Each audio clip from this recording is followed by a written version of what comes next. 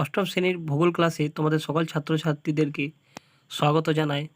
আজকে আমরা যে বিষয়টি পড়ব সেটা হচ্ছে যে পৃথিবীর অভ্যন্তরীণ ও ভূঅভ্যন্তরীণ ভাগটা কীরকম, সেই বিষয়টি নিয়ে আমরা আলোচনা করব। তোমাদের এই এককটির নাম হচ্ছে পৃথিবীর অন্দরমহল। এটা হচ্ছে তোমাদের ভূগোলের প্রথম ক্লাস। তোমাদের বুঝিবার সুবিধার্থে এই এককটিকে 4টি উপ একক সমূহে ভাগ করা হয়েছে, যথা প্রথম উপ এককটি হলো পৃথিবীর রহস্য, দ্বিতীয় উপ এককটি হলো পৃথিবীর ঘনত্ব ও তৃতীয় উপ এককটি হলো ভূমিকম্প তরঙ্গ এবং চতুর্থ উপ এককটি হলো পৃথিবীর স্তরসমূহ। আজকের মধ্যে যে টপিকগুলো আমি আলোচনা করব সেটা হচ্ছে পৃথিবীর রহস্য, পৃথিবীর ঘনত্ব ও ভূমিকম্প তরঙ্গ।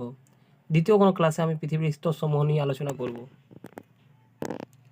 তো এই হচ্ছে তো পৃথিবীর রহস্য। এর মধ্যে যে বিষয়টি রয়েছে তার মধ্যে আমরা পৃথিবী নিয়ে কিছু কিছু বিষয়গুলো আমরা জানবো। যেমন পৃথিবীর ব্যাসার্ধ হচ্ছে পৃথিবীর ব্যাসার্ধ হচ্ছে 6370 কিলোমিটার। এই যে ব্যাসার্ধ হচ্ছে যে পৃথিবীর, তোমরা ছবির মধ্যে অর্ধেক টুকরোটা দেখতে পাচ্ছ, এই টুকরোটা যে পুরোটা আছে সেটা হচ্ছে পৃথিবীর ব্যাস, আর তার যে অর্ধটা সেটা হচ্ছে তোমার 6370 কিলোমিটার। অর্থাৎ পৃথিবীর ভূপৃষ্ঠ থেকে কেন্দ্রের দূরত্ব 6370 কিলোমিটার। এখানে আরেকটি পৃথিবীর রহস্যের মধ্যে একটি তথ্য রয়েছে, যেটি হচ্ছে দক্ষিণ আফ্রিকায় পৃথিবীর গভীরতম খনির গভীরতা হচ্ছে 3 থেকে 4 কিমি, যেটার নাম হচ্ছে রবিনসন দ্বীপ। আর এই খনির মধ্যে যেটি পাওয়া যায় সেটা হচ্ছে সোনা। আচ্ছা, পৃথিবীর অভ্যন্তরে প্রতি 33 কিলোমিটারে 1 ডিগ্রি সেলসিয়াস করে তাপমাত্রা বাড়তে থাকে।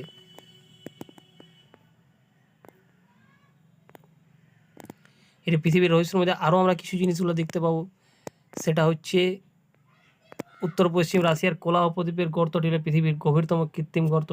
আচ্ছা, যেটার গভীরতা হচ্ছে তোমার 12 কিলোমিটার।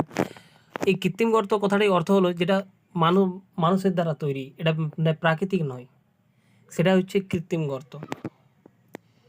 আচ্ছা, উষ্ণ প্রস্রবণ বলে একটা এখানে জিনিস আছে। উষ্ণ প্রস্রবণ যেটা হচ্ছে ভূগর্ভ থেকে ফুটন্ত জল বের হয়।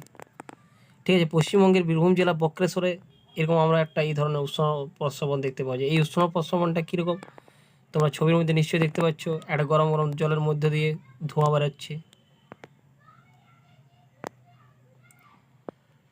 আচ্ছা, এবার দেখো উষ্ণ প্রস্রবণে কী হয়। উষ্ণ প্রস্রবণে পৃথিবীর ভৌমজল অর্থাৎ ভেতরের জল ভূতাপের সংস্পর্শে এসে গরম হয়ে ফুটতে থাকে এবং পৃথিবী পৃষ্ঠের ফাটল দিয়ে বেরিয়ে আসে। অর্থাৎ এইখানে যে পৃথিবীর ভৌমজল, যে ভেতরের জলটা আছে, সেটা যখন ভূতাপের সংস্পর্শে গরম হয়ে যায় তখন সেটা ফুটতে থাকে। গরম হয়ে যেমন হাঁড়িতে জল গরম হয় সেরকম একটু ফুটতে থাকে এবং ফুটে এসে পৃথিবী পৃষ্ঠে ফাটল দিয়ে, সেটা পৃথিবীর যে ফাটল, ঠিক আছে, না প্রাকৃতিক কারণে যে ফাটলগুলো তৈরি হয় সেইগুলোর মধ্য দিয়ে থেকে জলটা বেরিয়ে আসে। এটাকে আমরা উষ্ণ প্রস্রবণ বলছি। আচ্ছা, পৃথিবীর রহস্যের মধ্যে আরেকটা জিনিস রয়েছে তোমার লাভা ও ম্যাগমা। আচ্ছা, ম্যাগমাটা কি? ভূগর্ভের প্রচণ্ড তাপে ও চাপে গ্যাস বাষ্প মিশ্রিত যখন গলিত অবস্থায় থাকলে তাকে ম্যাগমা বলে। অর্থাৎ ভূগর্ভের নিচে যে সকল জিনিসগুলো রয়েছে সেগুলো যখন প্রচণ্ড চাপে ও তাপে গ্যাস বাষ্প ইত্যাদি মিশ্রিত হয়ে যখন গলিত হয়ে যায় তখন তাকে আমরা ম্যাগমা বলি।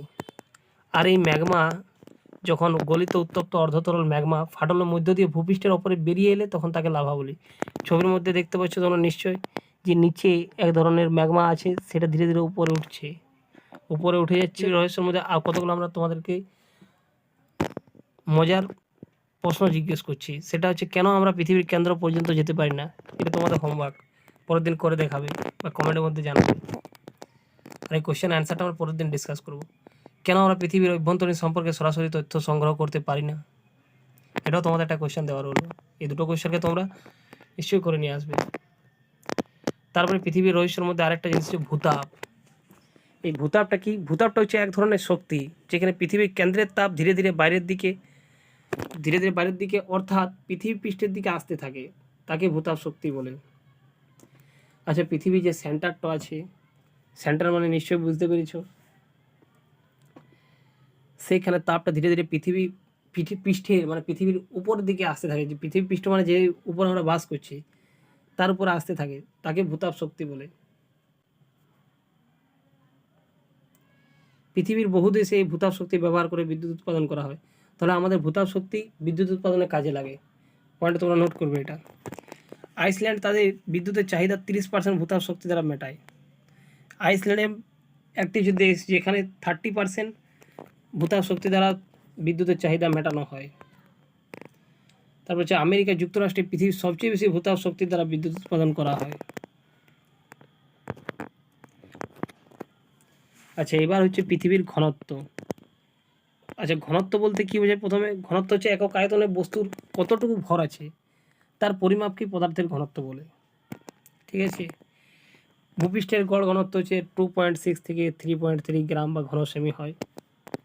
আচ্ছা, পৃথিবীর কেন্দ্রের কাছে গড় ঘনত্ব প্রায় 11 সেমি। পৃথিবীর কেন্দ্র মানে নিশ্চয়ই বুঝেছ কেন্দ্র মানে কি। পৃথিবীর কেন্দ্রের কাছে ঘনত্ব 13 ঘন সেমি।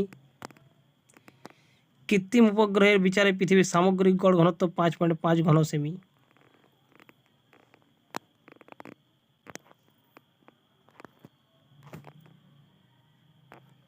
আচ্ছা, এইখানে একটা কথা বলি যে তোমাদের যে পৃথিবীর কেন্দ্রের কাছে গড় ঘনত্ব, এই যে গড় ঘনত্ব মানে হচ্ছে ওভারঅল ঘনত্বটা, যেখানে কেন্দ্রে আছে, কেন্দ্রে যেমন সবচেয়ে বেশি ঘনত্ব হচ্ছে তোমাদের 13 ঘন সেমি, কোথাও আবার 9 ঘন সেমি আছে, এটা সবটাকে মিলিয়ে যে ঘন সেমিটা তৈরি হয়েছে সেটা হচ্ছে গড় ঘনত্বটা, সেটা হচ্ছে 11 ঘন সেমি। আচ্ছা, তোমাদের পৃথিবীর কেন্দ্রের কাছে থাকা পদার্থগুলোর ঘনত্ব সবচেয়ে বেশি হয় কেন? এটা তোমাদের কাছে কোশ্চেন হলো, কিন্তু এখানে কোশ্চেনের অ্যান্সারটাও আলোচনা করা হয়েছে যে পৃথিবীর কেন্দ্রের কাছে থাকা পদার্থগুলোর ঘনত্ব সবচেয়ে বেশি হয় কেন?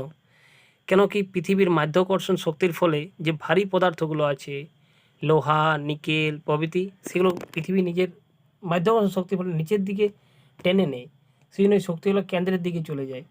এর ফলে পৃথিবীর গড় ঘনত্ব পৃথিবী পৃষ্ঠের চেয়ে বেশি হয়। আর অপেক্ষাকৃত যে হালকা ধাতুগুলো রয়েছে যেমন অ্যালুমিনিয়াম ও সিলিকন ওপরে ভাসতে থাকে, এই কারণে পৃথিবীর কেন্দ্রের পদার্থগুলির ঘনত্ব বেশি হয়। আচ্ছা, ভূমিকম্প তরঙ্গ, এটার মধ্য দিয়েও তোমাদের ওই পৃথিবীর কেন্দ্র সম্পর্কে তথ্য জানা যায়। যেমন ভূবিজ্ঞানীদের মতে ভূমিকম্পের তরঙ্গগুলি বিভিন্ন ধরনের পদার্থের মধ্য দিয়ে প্রবাহিত হওয়ার সময় কখনো দীর্ঘ, কখনো দ্রুত ধীরগতিতে সম্পন্ন হয়। এই যে তরঙ্গগুলো আছে, কখনো দীর্ঘ যে তরঙ্গগুলো আছে কোনো জায়গায় খুব জোরে মানে দ্রুত গতিতে যায়, কোনো জায়গায় ধীর গতিতে, আবার কোনো জায়গায় দীর্ঘ গতিতে যায়। এইগুলো থেকে ভূবিজ্ঞানীরা সেই জায়গাটা কঠিন, কতটা পদার্থগুলো কঠিন বা তরল সেটা তারা অনুমান করেন। আচ্ছা, ভূমিকম্পে যে পি তরঙ্গ রয়েছে সেটা ভূভ্যন্তরের কঠিন তরল যে কোনো মাধ্যমের মধ্য দিয়ে প্রবাহিত হতে পারে। ভূমিকম্পের পি তরঙ্গ ভূভ্যন্তরের কঠিন ও তরল যে কোনো মাধ্যমের মধ্য দিয়ে প্রবাহিত পারে। অন্যদিকে ভূমিকম্পের এস তরঙ্গ ভূভ্যন্তরের তরল ও অর্ধতরল পদার্থের মধ্যে প্রবাহিত হতে পারে না। Thanks for watching. এই হচ্ছে তোমাদের আজকের ক্লাস। যদি ক্লাসটা ভালো লাগে অবশ্যই ভিডিওটা লাইক, চ্যানেলটিকে এবং সাবস্ক্রাইব করে নেবে। পরের পার্টগুলো পরের ভিডিওতে আসবে, এবং অবশ্যই এই যে টপিকের তোমার কোশ্চেন প্রশ্ন উত্তরগুলো রয়েছে সেগুলো শেষ ভিডিওর মধ্যে আলোচনা করা হবে।